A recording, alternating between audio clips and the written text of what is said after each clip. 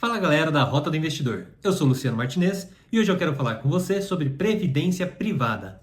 Muitos clientes que investem através de bancos têm ou já tiveram previdência privada. Ela é uma opção de investimento que ficou popular entre os investidores e é indicada para quem quer criar uma renda complementar na hora de se aposentar. Vou te explicar o que você precisa analisar na hora de escolher o seu plano de previdência para você não errar.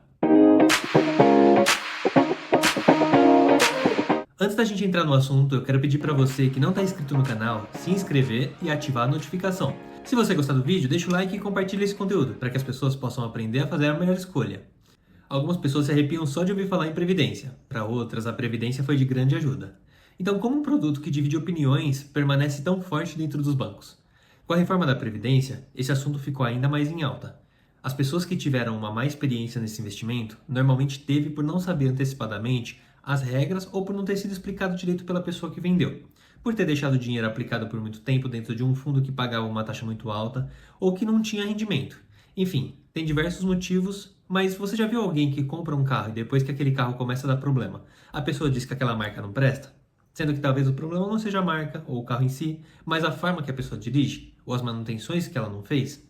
Os motivos podem ser vários, mas o que eu quero trazer para vocês aqui é que a previdência é sim uma boa forma de complementar sua carteira de investimento, desde que você esteja ciente de como ela funciona.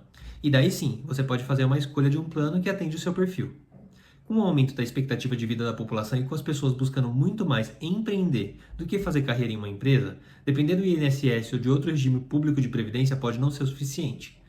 O que acontece é que na hora de investir, ao invés de aplicar com uma finalidade, o investidor aplica com a necessidade atual. Então o investidor às vezes me pergunta, Luciano, eu invisto no CDB ou numa previdência? E é uma pergunta que não tem muito sentido, porque cada um desses investimentos tem finalidade diferente. É como se a pessoa falasse, eu almoço ou só como sobremesa? Sendo que você pode fazer as duas coisas. Acontece que cada um vai ter o seu espaço. Você escolhendo um bom fundo de previdência, você pode superar em muito o rendimento de outras aplicações, tanto de renda fixa quanto de renda variável.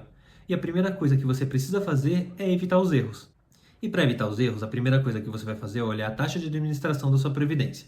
Um fundo mais conservador tem que ter uma taxa mais baixa, de preferência menor que 1% ao ano. Já um fundo mais arrojado pode ter uma taxa um pouco mais alta porque ele exige uma gestão mais ativa do gestor. Mas mesmo os fundos mais arrojados têm uma taxa de até 2,5% ao ano. Então se você for fazer uma previdência e a taxa está lá 3%, 4%, já fique esperto. Tem fundos que são conservadores, que vão comprar título público super seguro e te cobra o olho da cara para investir. Nesse caso sim, você escolheria só o CDB.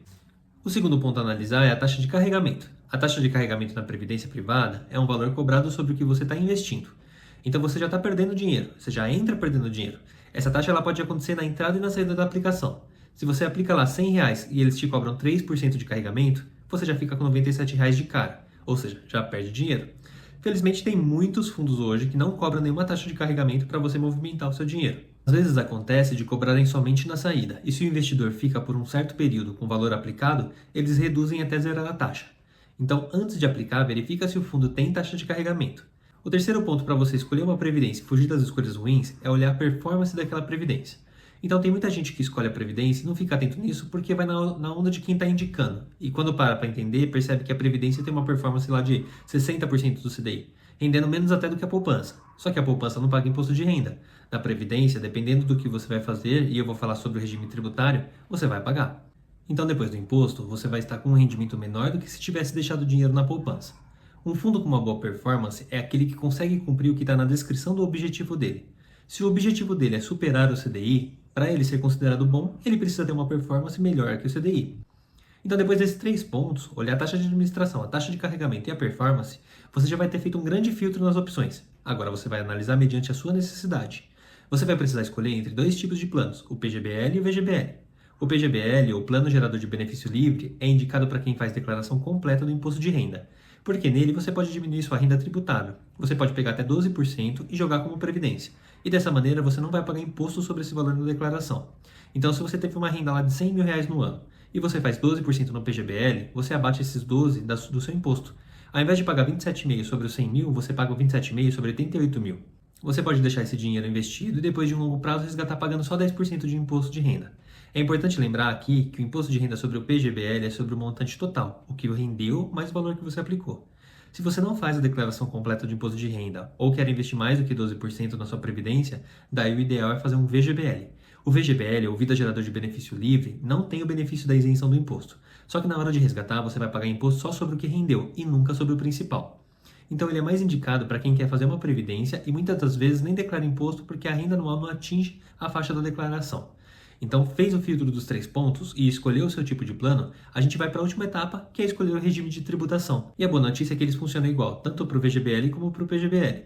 Você vai poder adotar entre 2 tipos de planos, o regime progressivo ou regressivo. E o fator determinante aqui é o tempo que você quer deixar o dinheiro aplicado. Na tabela progressiva, o imposto cobrado na fonte é de 15%, e pode ser necessário fazer um ajuste de até mais 12,5% no ano seguinte do resgate do seu dinheiro.